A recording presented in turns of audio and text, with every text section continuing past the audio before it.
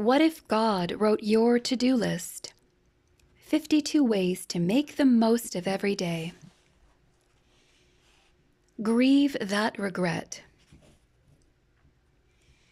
Already on your to-do list may be a single word: grieve. I won't ask, but you are well aware of a regret or moment from the past that needs that specific action. Please understand that God gives you permission to grieve. He wants your broken heart to feel that release. The idea goes beyond mourning the death of a loved one or some other circumstance during which tears are acceptable. Many of us need to weep over something we've kept under wraps for way too long. As you consider the scope of your life, there may be a real sense of regret at a lost opportunity, or a season of brokenness that still grips your heart, or the loss of a relationship from long ago that you never fully accepted. God feels your pain, and He wants to bring you comfort. In most cases, that doesn't mean going around the grief, it means going through the grief. As you read this, what loss has come to your mind? Is there a personal failure, deprivation, broken relationship, or squandering of resources in your past? Extreme examples may seem like a movie script, but they do happen in real life. A teenager storms out of the house, and that night a parent dies of a heart attack. A trusted corporate executive gets fired for falsifying a company expense report. A young adult loses an entire decade to drugs or alcohol. A marriage crumbles because of a single foolish act of adultery. Lives are shattered. Trust and respect are swept aside, instantly replaced with fear, anger, and regret. Recovery seems impossible. Joy seems unreachable. Some examples of regret underscore the fragility and brevity of life.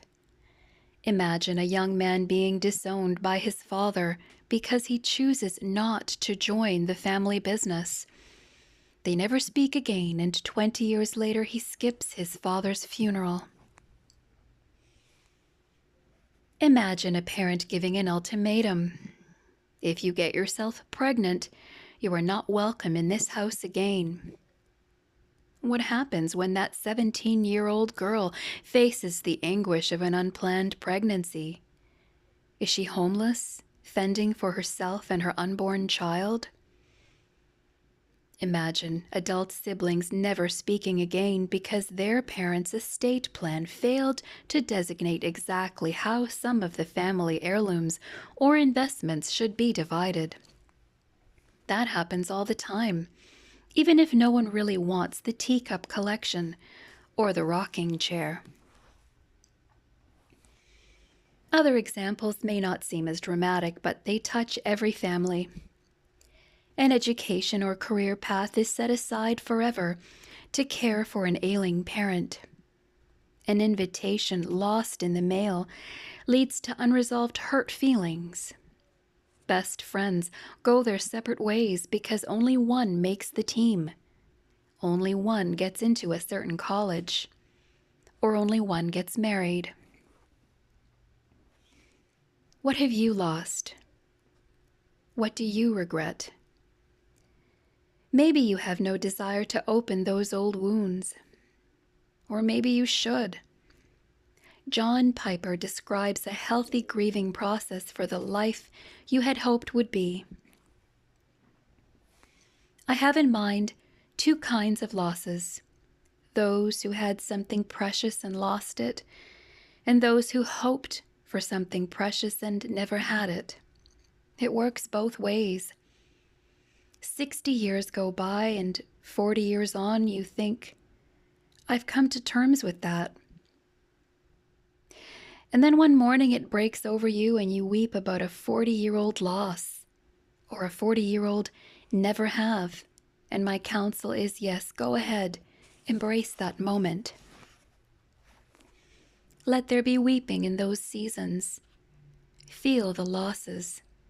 Then wash your face, trust God, and embrace the life that He has given you. God wants you to weep and then lift your eyes to heaven. Rest in Him, and soon enough be moving forward again. Invite God along for the walk, and you might even experience a rebirth at the next sunrise. The Psalms paint a picture of hope. Weeping may last through the night, but joy comes with the morning.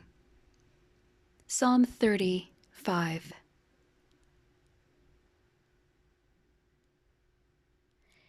Checking the list. It is worth remembering that the shortest verse in the Bible tells us, Jesus wept. John chapter 11, verse 35. Abraham, Jacob, Joseph, David, Job, Peter, Paul, and scores of others wept. Tears of regret, tears of sorrow, tears of recovery. All these people were ultimately used by God and became heroes of the faith. Embrace the life God has given you.